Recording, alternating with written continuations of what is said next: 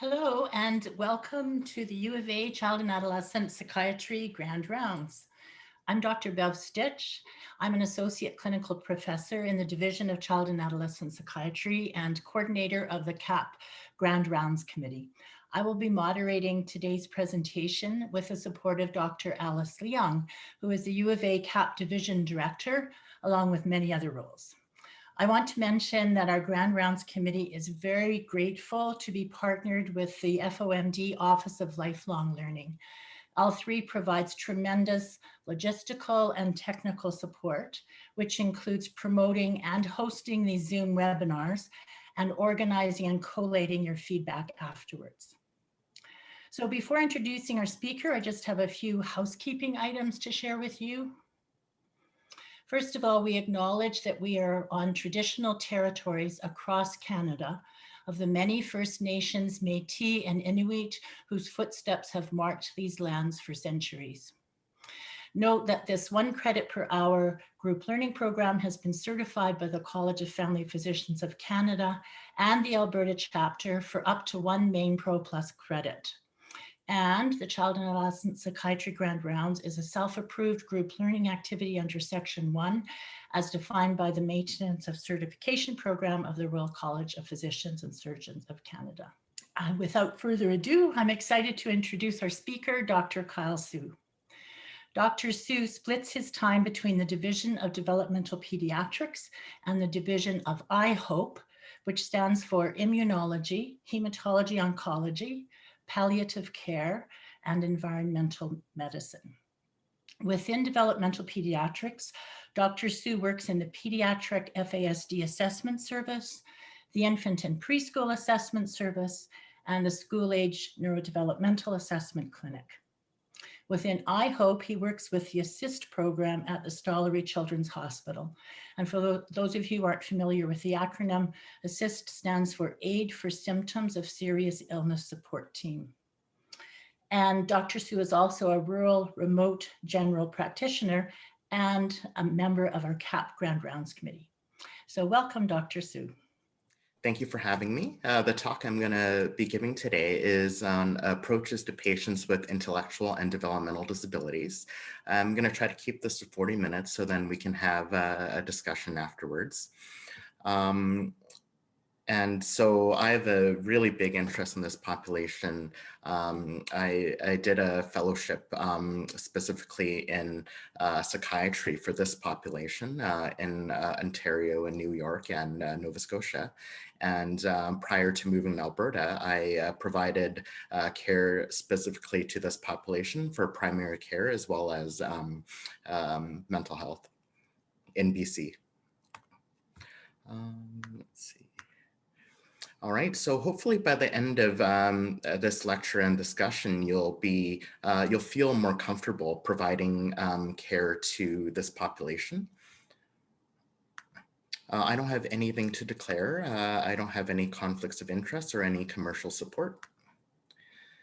So to define intellectual and developmental disabilities, it does depend on which resource you look at, but in general, it's been described to be physical and or mental impairment occurring before age 18. So if you have a child who has a severe brain injury that happens at age 5, that still falls under this umbrella. And in the past, those with severe developmental disabilities often did not live into adulthood, but improvements in both medical care as well as social care means that a lot of these patients are now going into adulthood and developing adult conditions such as stroke and even dementia.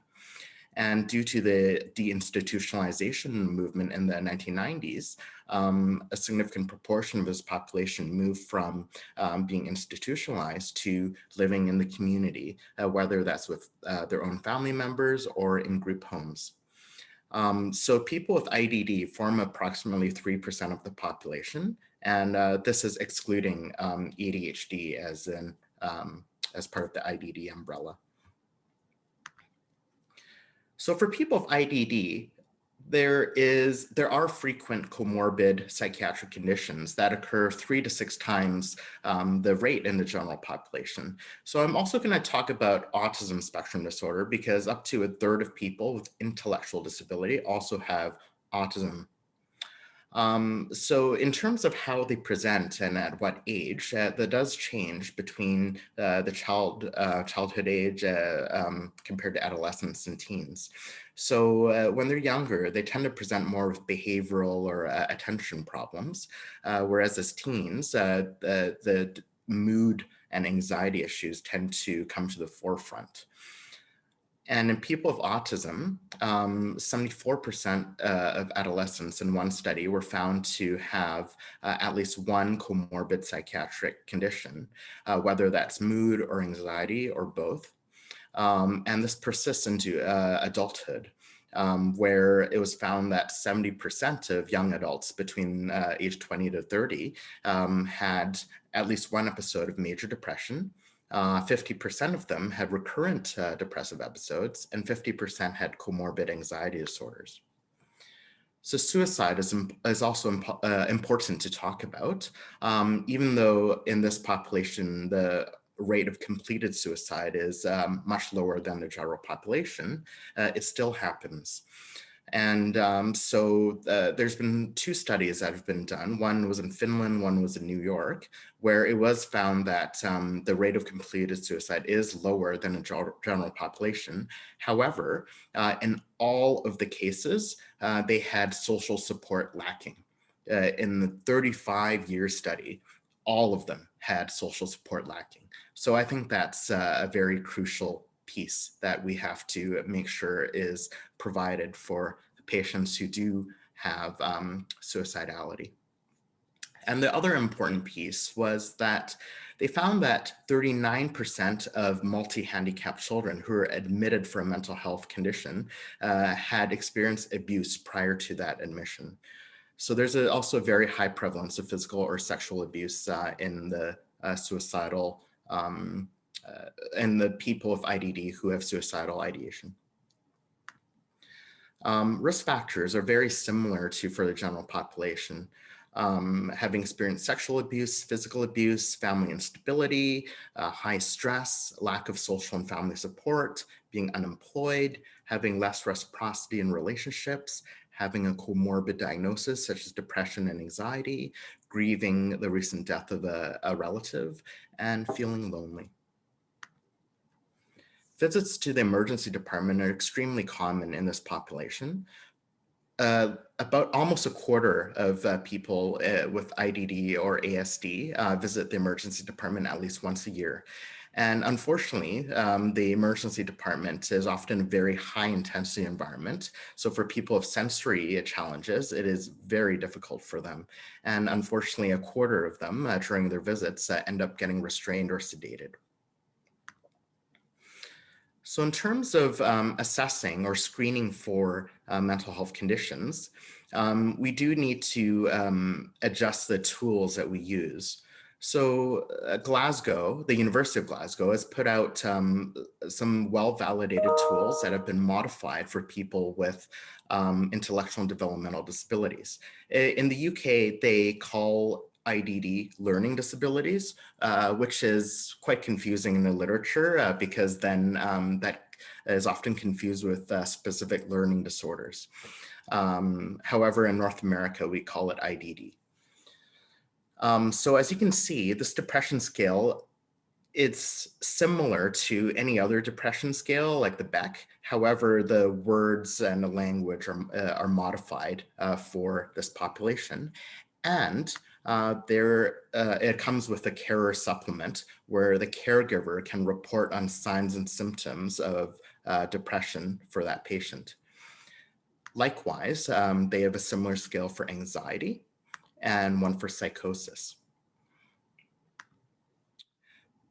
When you are assessing for mental health conditions such as psychosis, please do be careful because, for example, some delusions or hallucinations such as imaginary friends might actually be quite appropriate for their condition, or self-talk might also be very appropriate for patients with autism as well as IDD.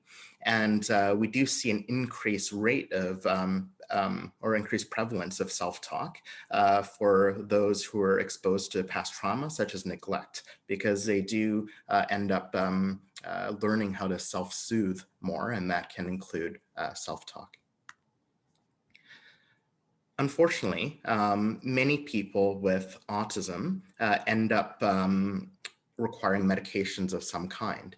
And there was a study of 363 autistic kids over the age of 12 that showed that almost 60% of them were on psychotropic medications. Another key point was that 37% of those taking 2 or more psychotropic medications actually did not have any access to non-pharmacologic therapy. The study was done in the States where health insurance is often the key determining factor for whether people get access to that. But even in Canada, there's still a lot of barriers to access to non-pharmacologic therapy. And we do know that behavioral therapy plus medications are more effective than medications alone. If we exclude those who have an IQ of under 70, the intellectual disability population, the people with autism still are frequently on psychotropic medications, anywhere from 33 to 55%, depending on which study you're looking at. So things to consider when you are prescribing medications is that people with IDD are often quite sensitive to side effects, and many are also on medications for comorbid medical or neurologic conditions. So they're at higher risk of drug-drug interactions. They may be more sensitive to neuroleptic-induced movement disorders, and they may have very idiosyncratic responses. For example, paradoxical responses to, say, benzodiazepines, where instead of becoming more calm, they become more agitated as they're fighting off the effects of the medication that they don't understand, what's happening to their body at the time. And although some patients do have a dramatic and long-lasting response to low-dose atypical neuroleptics, it should not be a routine first-line treatment for problem behaviors before you rule out all other contributing factors and have also tried some non-pharmacological methods as well. If you are using medications, like for everyone, you should start low and go slow in terms of dosing and titration. And you should review the medications every 3 months to make sure it's still appropriate. Certainly for those of severe and profound intellectual disabilities where they're unable to verbally tell you how they're feeling or verbally tell you their symptoms, it is difficult to almost impossible to diagnose specific DSM disorders. So for them, the focus should be more on the problem behaviors rather than a specific diagnosis. So this could be physical aggression and property damage. It could be self-injurious behavior. It could be ADHD type symptoms, suicidal ideation, sexual aggression, social withdrawal, or oppositional behavior. So let's talk about behaviors that challenge. So key point, all behavior is communication. Behaviors that challenge are actions that are harmful or dangerous to the patients themselves, or to others, or to their environment. And these behaviors limit their opportunities for inclusion, participation, and integration into the community. And unfortunately, 20% of youth with autism spectrum disorder have been found to have some form of police involvement. The risk factors include being more likely to live outside of the family's home, for example, in a group home, whether it's because of their behavior that they're in a group home and therefore more likely to have police involvement, or is it the lack of family support that induces more of the problem behavior? That part wasn't quite teased out. But they're also more likely to be unable to afford services. Again, the study was done in the United States. And they're less likely to be participating in any structured day activities. In terms of self-injurious behavior, up to half of autistic kids have some form of self-injurious behavior, and this might include biting, scratching, picking, hair pulling, eye poking, etc. In terms of rhythmic head banging, It has been shown that often this can be outgrown as the children gain more language and emotional regulation skills. One really interesting study looked at the biomechanical impact of the head banging, and it's been shown that the physical impact can be as severe as the effect of a boxing punch. So they did some postmortems for some people of autism in their 20s, and it was found that in the brain there were neurofibrillary tangles very similar to people who have had chronic repetitive head injuries, for example, boxers or football players. There are certain phenotypes for self-injurious behavior. For example, in Prader-Willi syndrome, we're more likely to see skin picking. In Smith-Magenis, we're more likely to see removal of fingernails and toenails. And Cornelia de Lange syndrome, you're more likely to see self-hitting. And in Lesch-Nyhan, you're more likely to see lip biting or finger biting. There are risk factors that increase the chance of having self-injurious behavior in addition to autism, and that can include low adaptive skills, history of regression, sensory impairments, having sleep problems, any medical issues such as digestive or skin problems, or the co-occurrence of other challenging behavior.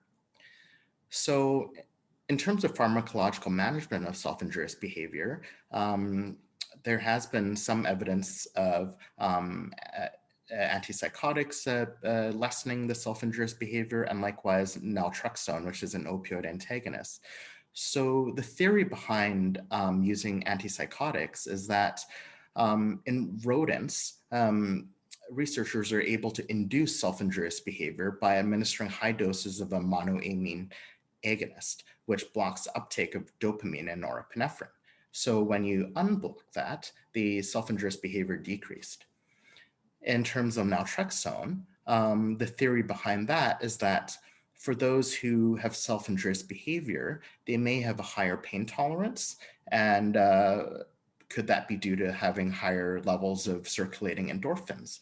And so by giving naltrexone, that can block that endorphin effect and also increase the sensitivity to pain. So that's how naltrexone has been shown to reduce some self-injurious behaviors. Unfortunately, there are some patients who have really challenging self-injurious behavior that non-pharmacological and pharmacological methods have not been able to resolve. And so there are case reports. So one 13-year-old with autism had really life-threatening self-injurious behavior where he was inducing intracranial bleeds in himself due to his head banging. And very likely that also created headaches, which would then lead to more head banging. And so it was just this vicious cycle. So they ended up doing a surgery and implanting deep brain stimulator in the basolateral amygdala. And they went from needing continuous restraint along with sleep disturbance and anxiety to no more restraint. So that worked exceptionally well for this patient. There was another patient in 2019 from the BC Children's Hospital who had the self-injurious behavior resolve after electroconvulsive therapy. But that child also likely had comorbid mood issues. So as clinicians, how do we approach a patient who is presenting with concerns around behavior, whether that's verbally communicated to you by the patient themselves or from their carers? So I'd like to approach things systematically. So there is an acronym or mnemonic called HELP, H-E-L-P. H stands for health or medical conditions. You want to be able to rule out all potential contributors from the medical side of things. And if it's not a medical condition, then you move on to the next step. Is it E, the environment? Are there problems with their supports or the expectations? If that's ruled out, then you go to L, their lived experience. Has there been a lot of trauma, any significant life events or significant changes in their life? And if that's ruled out, then you go to psychiatric disorder. And if you then find, say, a mood or anxiety disorder, then you can target that specifically. And in order to be comprehensive and be systematic, you do need to quite frequently have an interprofessional care team, and you need to be able to map out a day in the life of that patient. So when you map out the day in the life, you have to look at, were there any changes in their caregivers and staffing and their school program, their day program? Are there any changes in their sensory environment? Did the group home, for example, install some new lights that are now overstimulating? Could it be understimulation? Could it be other sensory hypersensitivities? Are there new staff now that maybe are placing inappropriate expectations on the patient? Are there appropriate supports and necessary accommodations for the patient at home and in the community? So specifically looking at environmental supports or expectations, as I mentioned, were there any changes in their environment, some new stress? Are there insufficient behavioral supports? Are there disabilities not adequately addressed? Are there adequate staff resources? Are the staff being consistent in their approaches? Are they sufficiently trained? And are they burnt out? So this is a neurorelational framework that some of you may have seen before. And this, I think, is really important to understanding behavior because, as you can see, there are many contributors to behavior, whether it's a positive behavior or negative behavior. And that can include their basic needs, such as sleep and nutrition, any medical needs, as well as their mental health, their sensory needs, and their executive functioning and their upbringing and lived experience. So when we're looking at the medical piece, there are some very common medical contributors in this population. For example, cerumen impaction. If they're suddenly having trouble hearing, that could be very distressing to them. Could be otitis media, could be constipation, also very frequent in this population. Could be heartburn from H. pylori, also very common in this population. Could be a joint injury, arthritis, UTI, pressure sores. These are all extremely common things that a judicious physical exam should be able to help you rule in or out. There was one very interesting case report that was published where a 5-year-old with Williams syndrome who had extremely challenging behavior, all she needed was a set of earplugs that reduced background noise, and then all of the problem behaviors disappeared. So this is, again, an important thing to think about, because if you did not look at the environmental factors first, you might be inclined to try medication to help with this behavior, and then that has its associated side effects and also doesn't address the underlying issue. So there are some crisis management tools online. I'm not going to go into this in depth just because of time. So in the references, there is a link to this. So when the slides are distributed to you, or if you are looking at this again through the YouTube recording, you should be able to go directly to the link. And so this one comes from Surrey Place in Toronto. Surrey Place is a facility that is dedicated to people with intellectual and developmental disabilities. And so this crisis management tool helps caregivers choose how to respond depending on what stage of the crisis they're in. So when there's some early warning signs that they're about to enter a behavioral crisis, it's important to be supportive and be empathetic, use calming approaches. But once you go to stage B and it's escalating, you will then have to change your approaches. And then once you're in the crisis situation, you once again need to have a different approach. And at this point, it's the most important part is safety. And then after the crisis, it's also important to reestablish routines and reestablish rapport with the patient. And so this tool can be modified specifically for your individual patient, depending on what know has worked in the past, or for example, if for example Jack, this fictional patient, if Jack responds well to jokes and clear directions, then you can write that into this part of the crisis management plan. So CBT is often a very useful non-pharmacological method to help manage mood and anxiety in people without IDD, but it's also been shown to be very effective for people with IDD, along with mindfulness-based therapy. It's been shown to lead to less depression, less anxiety, and less rumination. However, it is important to note that your strategies within CBT have to be changed a little bit in order to accommodate some of the different needs of someone with IDD. And that could include, for example, having a lot more visuals. For example, this set of resources is included in that book that I showed in the previous slide that is free online. And people with IDD may be able to relate to these photos, for example, of looking worried or looking confused, as opposed to you just asking them, "Are you confused?"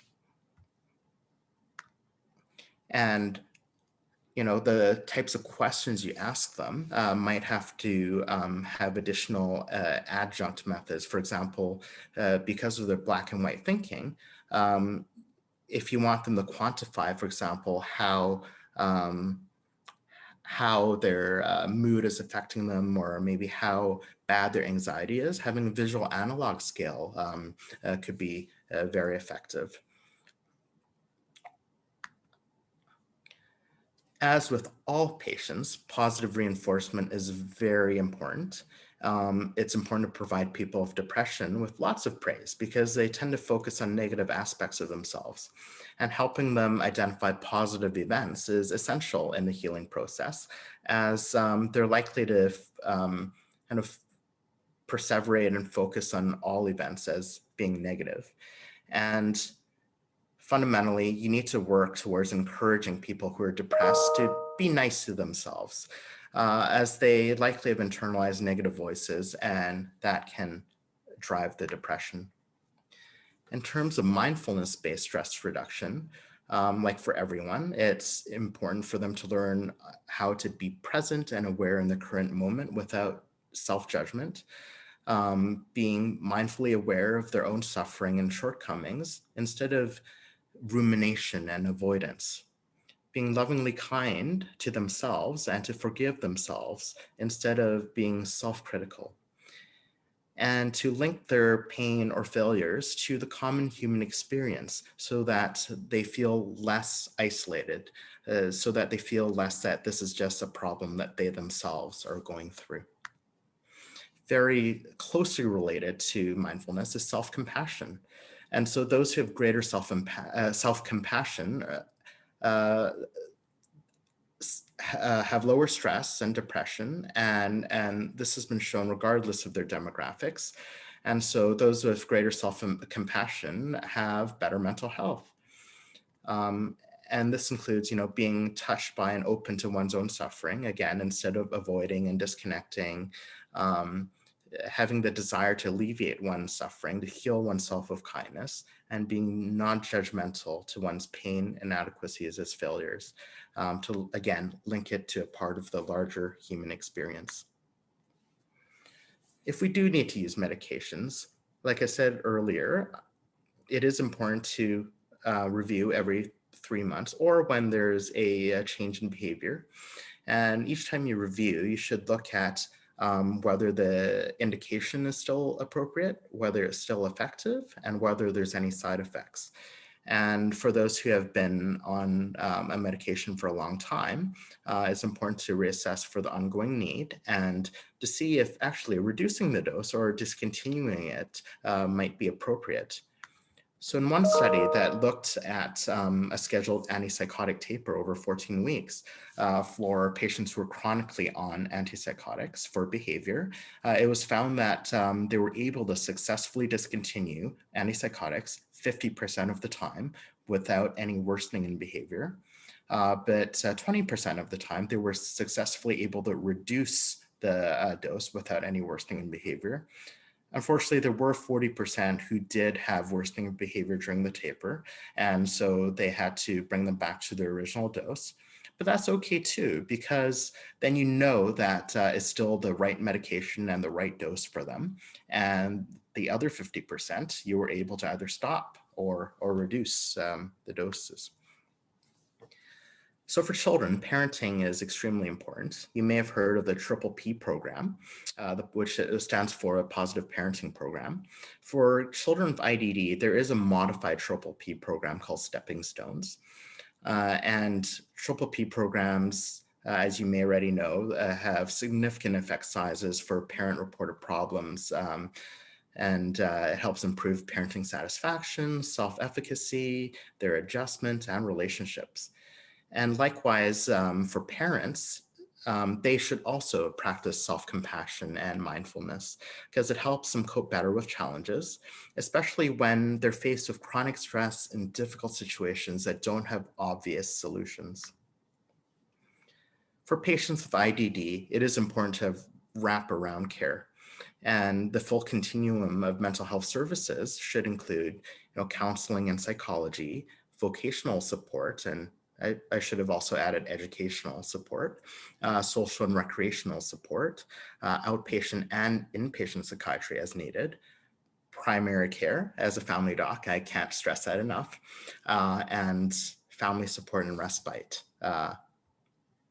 amongst other things. Unfortunately, though, youth with IDD and ASD often have difficulty accessing comprehensive healthcare services, and as they become adults, it becomes much worse. And this stems from two issues. One is funding problems, as everyone here I'm sure is aware of, but also from service providers feeling ill-equipped to manage the problems of this population. And especially those with comorbid mental health issues or complex medical issues. From the healthcare provider perspective, providing good care to this population requires understanding and effective communication with the patient. And that, although it is most problematic with severe and profound disabilities, clinicians feel anxiety even around those with mild disabilities because of uncertainty about what information they would understand or how they would process or deal with it. And so therefore, clinicians commonly become over-reliant on carers to help meet the communication needs. And in many cases, they actually completely exclude the person with intellectual disability from their care. And sometimes, they're just sitting in a corner and the clinician's only looking at the caregiver. And that is not appropriate because people with intellectual disability, despite having some cognitive deficits, are usually aware of what's happening in their bodies, like they feel different and they want to be included. And if they're not included, they often feel like maybe they're being punished because of something they did. And it's important to include them to lessen the level of anxiety, as well as to ascertain what their wishes and hopes are. But certainly, it's not just a clinician's fault, because from the patient side, there are difficulties of cognition and difficulty of understanding difficult concepts, and as well as difficulty sharing feelings and talking about illness with others. There was one study that looked at, that asked clinicians, after the fact, how they felt that the care was provided. And this, I felt, was a very pertinent quote. This clinician said, "It was assumed that he, the patient, was in agreement with whatever parents decided for him, and he was not able to make any decisions on his own. There seems to be little evidence available that anyone even tried to ascertain what he wanted and whether his beliefs were different from his parents. There had been no mention of whether he knew what was wrong with him and what was supposed to happen next. Not only did the healthcare professionals fail to ascertain his understanding of the diagnosis, formal assessment and documentation of his mental capacity around specific issues of his care was not done at multiple levels of care. Unfortunately, within Canadian medical training, there is actually very little focus on patients with intellectual and developmental disabilities. Um, Within psychiatry programs, only 7 of 16 psychiatry residency programs indicated there is a recognized provincial need for psychiatrists with special expertise in IDD. Formal instruction in IDD was mandatory in only 14 of 16 programs, and the amount of instruction was highly variable. It was anywhere from less than 2 hours for 2 programs to 6 hours of just lectures or discussions, to programs that focused on both adult and child areas versus programs who focus only on children. So as you can see here, many programs focus only on children as part of their IDD training instead of children and adults. And 7 programs, there were only 7 programs to actually examine non-pharmacological treatments and strategies such as CBT, psychotherapy, and working with the family. And supervision provided by specialists in IDD were in less than half of the programs. And some of that is a result of the fact that developmental disabilities is not an official Royal College subspecialty, whereas in the United Kingdom, it is an official training route and official subspecialty. So most of the IDD psychiatrists in Canada were actually trained in the UK. So just in some places, by virtue of either lack of programs or lack of or difficulty in recruitment, they just don't have people who are specialized in this. And unfortunately, even with programs that had elective opportunities in IDD, there were very few residents that took advantage. And some of the electives were as short as 10 hours. So symptom interpretation, I'm going to briefly go over how some tools in order to accurately interpret symptoms. So for us, often, if we're being consulted on these patients and it's the first time we've seen them, we often don't know how they are normally and what, certain behaviors or certain vocalizations might mean. And so it is important to work closely with the caregivers that are the closest to the patient, whether that's a family member or someone at the group home. And quite frequently, it's been shown in the literature that there is a lot of diagnostic overshadowing where their changes in mood or behavior or self-injurious behavior is attributed to their disability. Oh, it's just their syndrome. But if someone is suddenly showing changes in behavior, there is something behind it. It's not just their syndrome. So unfortunately, many of these patients end up getting misdiagnosed or undertreated. So the most well-validated tool is a DISSTAT. It's a distress assessment tool. It was originally developed by a palliative care team supporting this population. And so this is just an example of a couple sections. So for example, what is their skin appearance when they're content versus when they're distressed? For some patients, they're sweaty and clammy at baseline. So it doesn't mean that they're very anxious if they're sweaty and clammy. That's when they're happy. So this is very helpful to be able to compare what they are when they're happy versus when they're distressed. The ABC chart is also extremely helpful, where you carefully examine their patterns of distress, and in conjunction with this, having a thorough physical exam, judiciously using diagnostic tests, and sometimes empirically using comfort meds based on your most likely cause.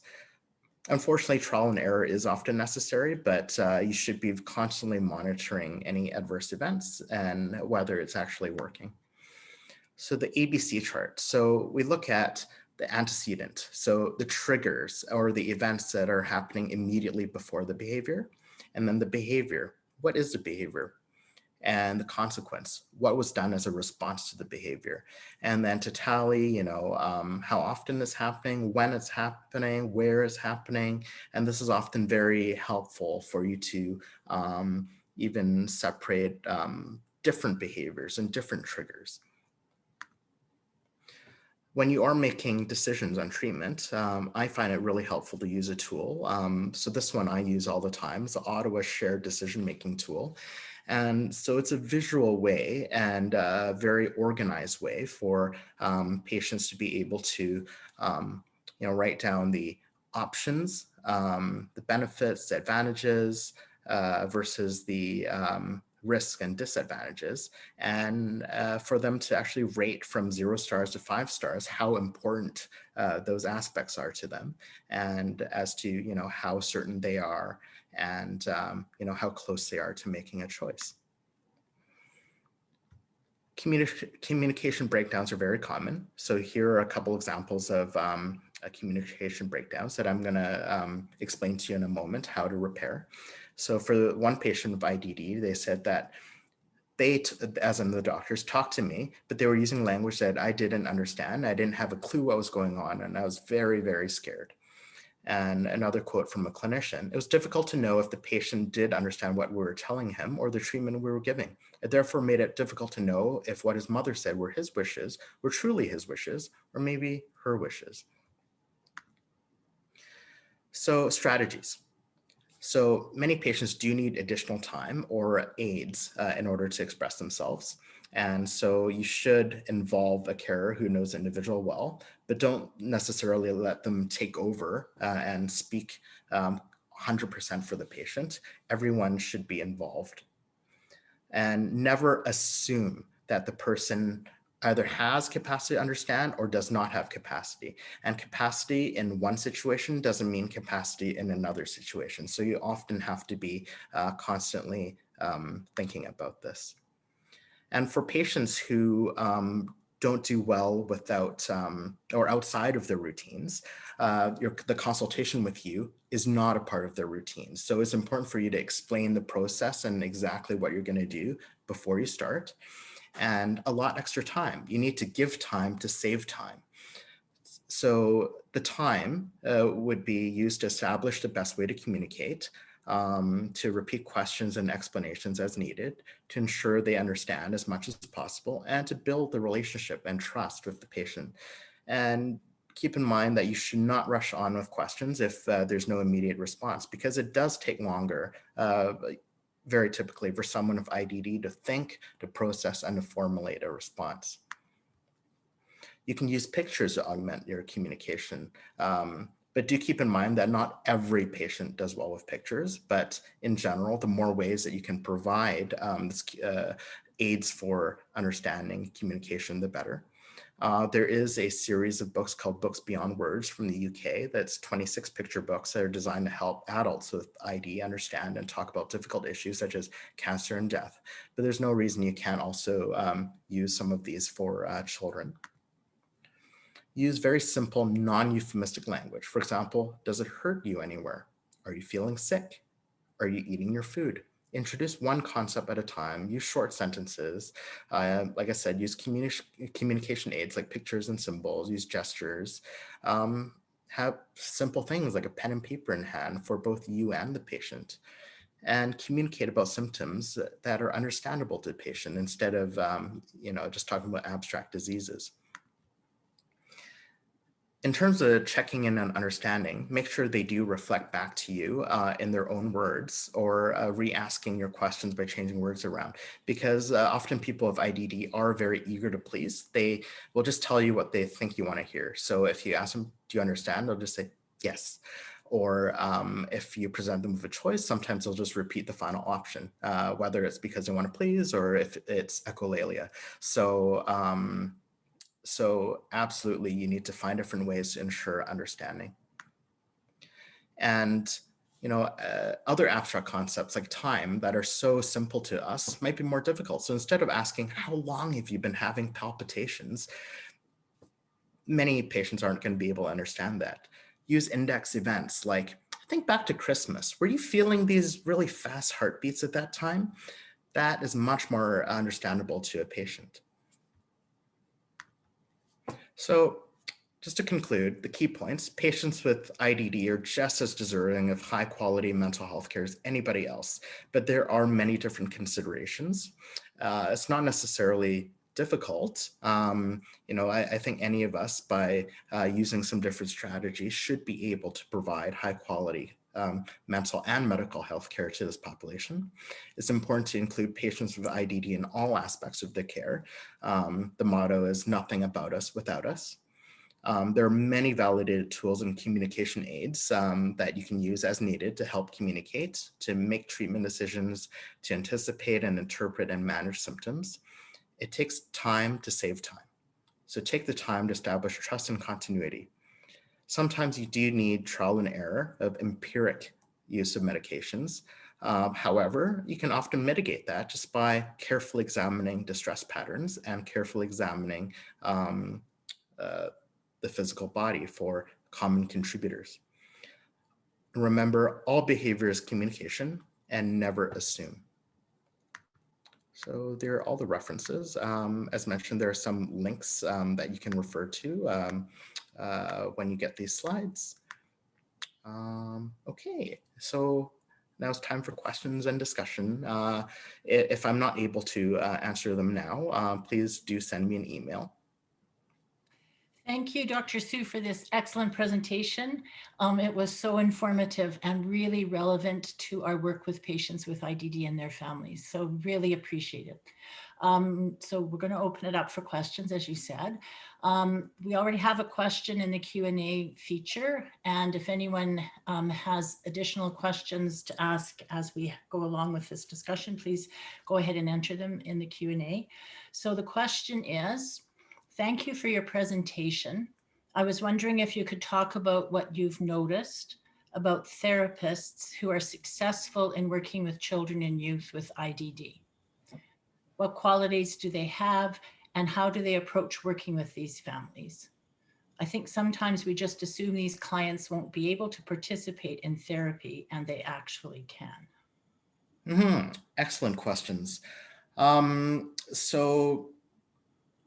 Okay, I'm going to answer that in a few ways. So in all the settings that I've worked in, certainly not everyone who's working with these patients are specially trained to work with these patients. So not everyone has done a fellowship in developmental disabilities or has a certification to say that they've done it. And yet they are equally as effective as someone who has done that training. So I think some of it is just experience and exposure and just being open to seeing these patients. And some of it is also flexibility and being able to change how you approach situations depending on your patient. For example, some of the tools that I suggested, you can try using some of the language that you can modify in order to appropriately ensure your patient understands and is able to convey how they're feeling to you. Those are things that are very easily modified for anybody. And even just having an interest in helping this population, I think is key. But certainly, sometimes it is challenging due to, maybe lack of resources or even lack of time. Because, for example, when I was in BC, there was no, as a family doctor, there was no time modifier for billing. And so if I spent an hour with a patient, $31. If I spent 5 minutes with a patient, $31. And so it was challenging in that sense, because then a lot of family docs would say, okay, one problem only. But then for these patients, it's never one problem only. And you often do have to spend time to talk with family members, caregivers, and spend more time with patients. And so sometimes it's system barriers that prevent things from happening. But I think given that this isn't this isn't like half your patient population for many clinicians, as they are just 3% of the total population.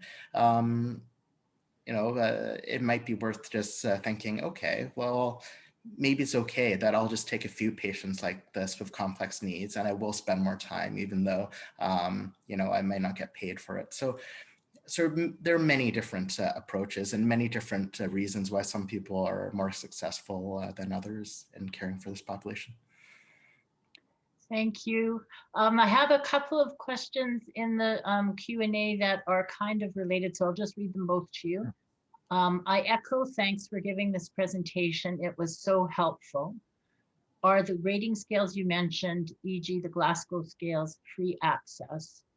And then Yes, they're all free. So all of the tools that I presented in this presentation are free. All available online. And so the next question is related. So where can we access the Glasgow Depression and Anxiety Scales? Okay, so that's in my references. However, if you just Google Glasgow Depression and Anxiety Scales for learning disabilities, because it's from the UK, it'll bring you to the papers where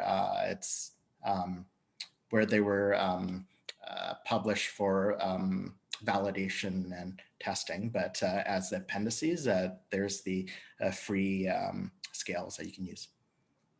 Thank you. And now Alice Leung, Dr. Leung has a question for you. Alice, you can, go on, put on your camera too, if you want. All right, thanks for this wonderful and helpful presentation, Dr. Sue. So I do have a question, because I am well aware that we put up barriers for these kids, even to receive in mental health service, because a criterion of at least some of our programs is IQ has to be higher than 70 and sometimes 80%. Or 80 standard scored. So I guess my question is, you're saying 3% of the population have an intellectual disability, and that's higher than schizophrenia, which is 1%.